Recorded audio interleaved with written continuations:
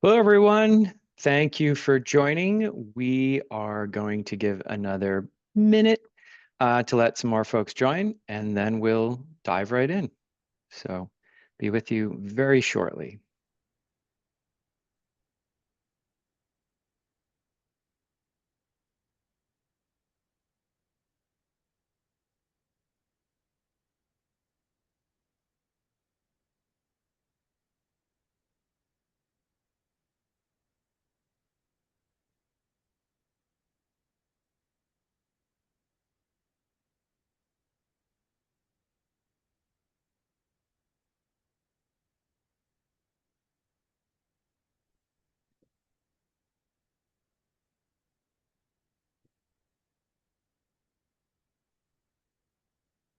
All right. So again, for anyone who's just joined, good morning, good afternoon, good evening. I'm Mike McNeely with Polite Mail, and joining us today is Zach, who will be giving us an overview, Zach Lewis from EchoMark. Um, a couple of quick reminders, your microphones are set to mute, so use the Q&A feature down in your lower taskbar, menu bar there at the bottom of your screen if you want to ask Zach a question while he's presenting. And we will be sending out a recording of this session along with, I believe, some other materials. So with that, I just want to say a little. Uh, Polite Mail and EchoMark came together recently because we found out we had a customer in common. So we thought it might make sense for to show some Polite Mail customers and other folks EchoMark because you can use it in conjunction with Polite Mail sends. I saw a demo recently and I was blown away by this technology, and I think you will be too. So with that, I am going to hand it over to Zach. Take it away. All right, thanks, Mike. So, yeah, th this is I think a great partnership between the two products here, Polite Mail and EchoMark. Very complementary solution here. So, EchoMark was founded to enable the flow of enable the seamless flow of private information. So, what we want to do is allow organizations and people within those organizations to share confidential information as they need to. We know that when information cannot be shared because there's no trust there, it causes problems, whether it's slowing down processes or even causing issues with national security. So, what EchoMark has developed is an invisible forensic watermarking solution that is able to individualize content for each recipient. Our main product, we have three different products. Our main product is our email solution, and it allows you to send emails and email attachments to a person or a group of people and have each recipient receive their own individualized copy of the email and of the attachment. And what this does is it allows you to trace back if that content is ever leaked. So if somebody were to take an email or an attachment from an email and publish it to Instagram or Twitter or send it over to Business Insider and they publish it in a big article, you could take that content, put it through our leak investigator, and find out whose copy it was that was leaked. So to demonstrate how this works, I can just send an email. So this is my Outlook here. And I've got a script that'll help speed this up a little bit just so that um, we're not waiting for me to type all this in. But what I'm going to do is I'm going to send an email to the Supreme Court justices, and I'm going to attach to that email a copy of the Supreme Court Dobbs decision. Now, this was a document that was leaked to Politico several weeks before it was supposed to be published. So it's a 213-page PDF. And if you recall this big high-profile leak, it was actually the decision that overturned the Roe v. Wade. And so Politico had a big headline news story about how the Supreme Court was going to overturn Roe v. Wade before the court had published this. And they had published this document in its entirety.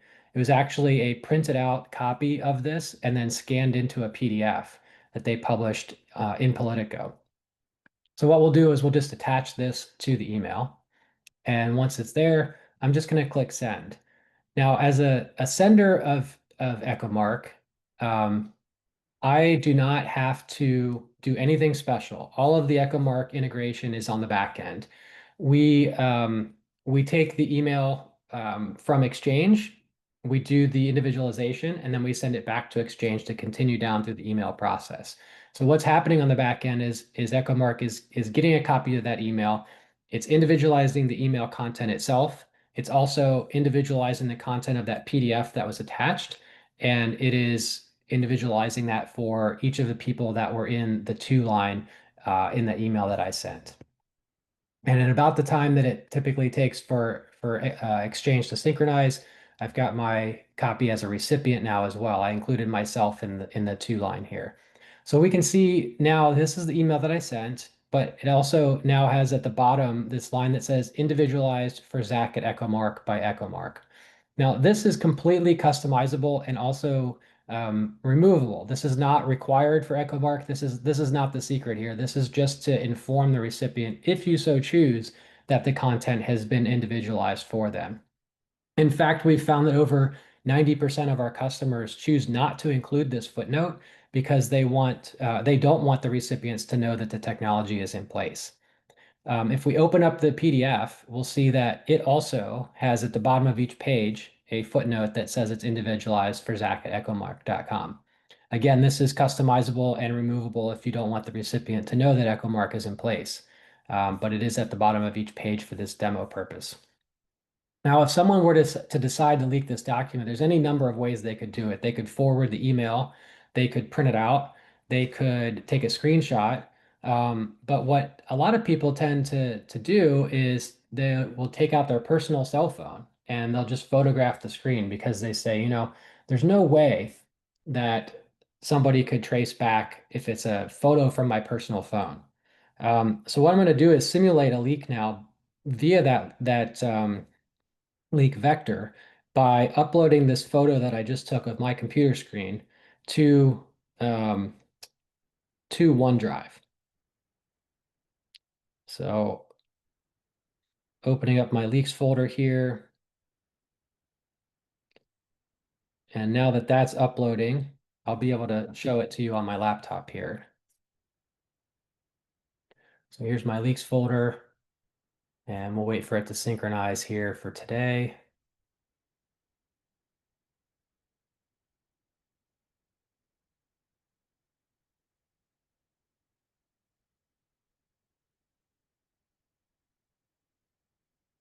Sometimes OneDrive needs just a little bit of help.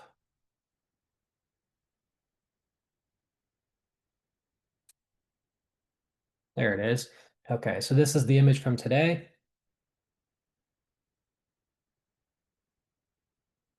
And you can see on the right side of the screen here, that's the photo that I took. And on the left side is the original or the marked copy that I was the recipient of. So you can see not a great photo, pretty discolored, had a lot of screen noise. The bottom is cut off here. Definitely did not include that footnote that had my name on it. So we'll see here if this would be something that would be published. But what we can do is we can take this screenshot or this photograph and we can put it in the EchoMark leak investigator. So as an administrator of EchoMark, I have access to the EchoMark application here. And I can go to this leaks section. I can do a new investigation, tell it what leaked, which in this case was a file or attachment. Choose the file, which is this one from today. And then once that uploads, I can click next. And this is the file that leaked, the Dobbs decision. And it'll be page 1. And I'll click next. And then we'll go ahead and kick that off. So what's happening now is EchoMark is using computer vision to analyze that photograph and look for the invisible markings that we've inserted into the individualized copies.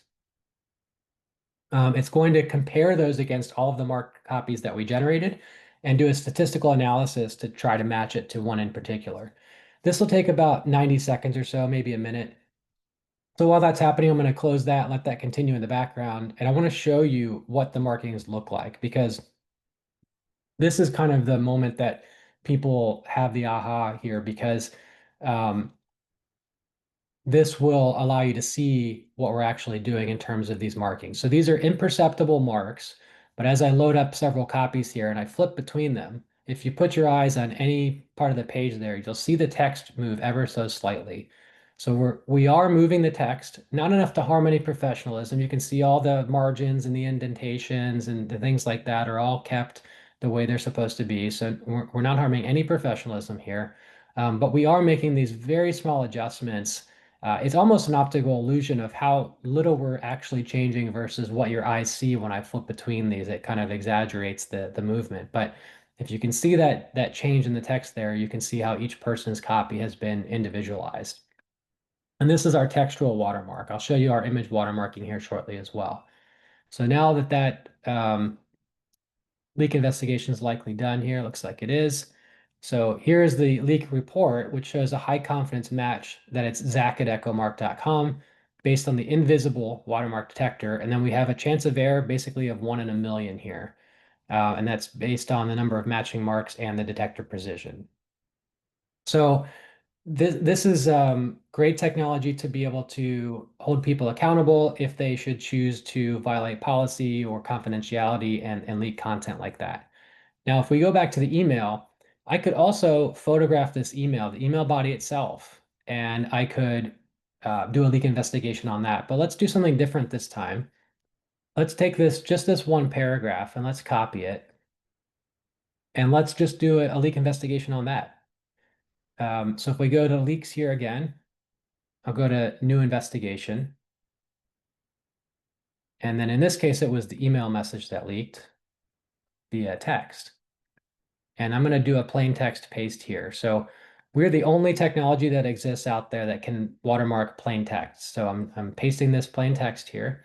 I'm going to click next. This is the email that leaked. I'll select that.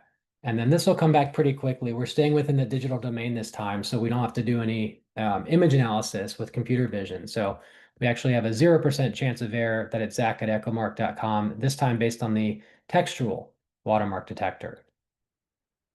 So we also can watermark standalone images, so image attachments, as well as inline images. So if you had an email or a PDF with inline images in it, we can watermark those as well.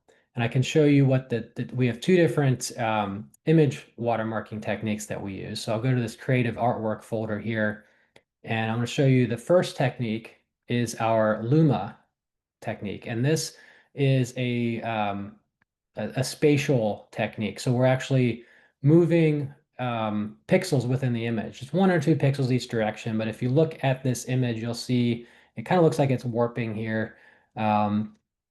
Again, we're not changing anything enough to harm any professionalism. And again, it's a little bit of an optical illusion of how much it looks like it's moving relative to what we're actually doing here. But you can see that sort of warping here that we're doing to this image. This is our most robust image watermarking technique. So this will survive even if you would print it out on a poor quality black and white printer and take a photo of that. This technique would survive that. And then we have another image watermarking technique that's even more subtle that can be used for digital domain leaks. So if you aren't worried about printouts or photos of the screen, you're just worried about screenshots or somebody sharing the actual file, you can see this is our chroma technique. And in this one, we're only altering color space. So you may not even be able to see the changes here. But if I give you a hint here, you might look at some of the darker blues here around the dragon or the genie, and you might see some of those change ever so slightly as I flip between these. So in this case, we're not moving any pixels at all. So if there's a use case where pixel space or pixel location is extremely important, this technique can be used there. So we give you a couple of different options for the image watermarking technique. So I want to stop there and see if there are any questions. And I have a couple other things that I can show you as well if we have time.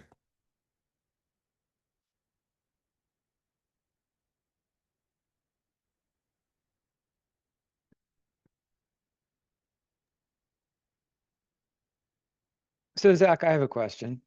Yeah, go Uh, ahead. do you hear from your customers stories of this in action and actually sort of catching people who've who've leaked information? Yeah, we've got a lot of examples, very few that we can talk about publicly, but I can give you a little bit of a background on a couple of them. So we had one customer in particular that um, was using Polite Mail and was sending all hands announcements or group announcements, company newsletters, things like that out to the company, and they had issues with somebody leaking these things via screenshot or photograph to a local news website, and basically ragging on the company, ragging on the CEO, just saying a lot of kind of nasty things about the company. And you wonder, why does somebody like this even work for a company that they seem to hate? And they hate the CEO and they hate everything about where they're working. Why are they still working there? But they're being pretty spiteful about it. They're copying company internal memos, and they're publishing them on this website. So they implemented EchoMark. They sent out another newsletter, and lo and behold, the leak happened again. And this time it was a very small portion of the email that was actually leaked. It was just a little box of text. I think it had something like 40 words in it. It wasn't much to go on, but they leaked it in a screenshot form. And we were able to take that leaked artifact, put it in the leak investigator, and they were able to identify the person that was leaking. And they had since taken action and are extremely pleased, and now have asked to expand their EchoMark deployment, and we're working on several different areas with them at this point. Wow. Thanks. Yeah, I've got one other that's pretty interesting too. We had an organization that had some internal board presentation material being leaked to the press, and they couldn't figure out what was happening. So they very quietly implemented EchoMark. And after the next board meeting, they um, they had another leak. And when they did the investigation, they actually called us and they said, "Hey, can you check our work? We want to make sure that we're doing everything right here." And we went through and we verified everything they had done and everything checked out. And I said, "Why are you so worried about this?" And they said, "Well, this person that leaked this is not just anybody in the company, it's actually a board member." And so we then were we're kind of like, "Oh, well, that makes sense. But yes, you did do everything right." And so they were then able to take action in that way as well. Wow.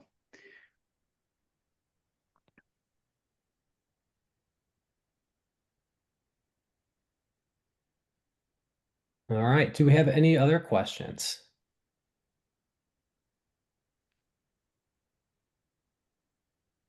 Doesn't look like it. All right, I have one more thing to show you here. So we have another product that we call Secure View, and Secure View allows you to share files by link. So I'm actually looking at a collection, my list of collections here. So I have one called Confidential Documents. I can open that up, and then I've got another sample leak here. So we could do this top secret daily intelligence briefing. This will just be a 3-page PDF with some images in there. And this was actual leaked content that we've sanitized by putting in fake Latin and stock images, but you get the idea of what this looks like. So if we want to share this, we can put it into Secure View just by dragging it in there. And then we can share the whole collection by clicking Share Here, or we can go ahead and open up this specific PDF and we can share it that way. So it creates a new link here. And then we can choose different marking policies. I've got a few here from all my different demos and things like that, but we'll use my standard custom policy here. And then, but as you can see, as you switch between the different marking policies, if you have any visual components, they're going to show up here. So we give you the option if you want to put a visual watermark across the page, or you want to put the visual footnote at the bottom there, you can do that. And then you can also set permissions here. So you can say, I don't want to allow anybody to download this, so I won't enable that. You could set an inactive session timeout, and you could set an expiration, which I'll set that for August 30th, just so that this doesn't stay out there forever. The really nice thing about Secure View is if you're going to share a file, you don't have to actually send the file. So the file's just not floating out there being sent around. What you're actually going to do is share a link to the file so people can view it, but they don't get to download it or have it or send it on. So we can also control access. You can say only specific people, or you could put a list of people in there. You could say only people within the organization plus the list of people, or you could say anybody who verifies their email address will allow to view this. So I'll keep it simple for the demo here and choose anyone who verifies email. We could copy the link and I could paste the link in a Teams message or a text message or whatever. I can also do share by email, and I can just add some people here to be able to view this. So I'll add a couple, and I'll go ahead and add our CEO. And then we can put a little note here. This will come through when they receive the email, and I'll click send. And so now the people that I included in that list are going to receive an email in their Outlook that says Zach has shared a file with you. So here's that email, and it says this is the daily briefing. And then I can go ahead and click on the link. So you notice it's not an attachment anymore. Now it's a link. So if we open that up, now this is the recipient experience now. So we're personalizing the watermark here. We've got a banner across the top where you can put your own logo. You can modify the text and the colors and things up here to brand it for your organization. And then you'll see now we're in this sort of secure web browser viewing experience where we do have the footnote on here. We also have the invisible watermarking throughout the document, and we can flip between the 3 pages here. Not only is the text watermarked here, but the images are watermarked as well. And we can see as we go through here that the recipient, so other than knowing that they're in this secure viewing session, the content has not been altered to harm any professionalism or anything like that. It looks very normal to them. If I go back to the administrative side of EchoMark, I can now see that both Zach and Troy have viewed this document. And it looks like Troy has looked at all 3 pages, and you can see which pages he spent the most time on, and this will update over time. So you can see in the first update, I've looked at just the first 2 pages. Again, this will update in a few seconds here to show page 3. There we go. So now it's showing me page 3. I have the longest duration on that. So you not only get to have control over your document, but you also get these viewing metrics. So you know who opened it, what pages they looked at, how much time they spent on it. And if you did allow download access, you would see that down here under activities. You would see Zach Lewis has downloaded a marked copy of this document. So it gives you a lot more control over confidential documents than just sending email attachments. And I think that's all I have. So if we have any questions, I'm happy to answer, or else we can be finished.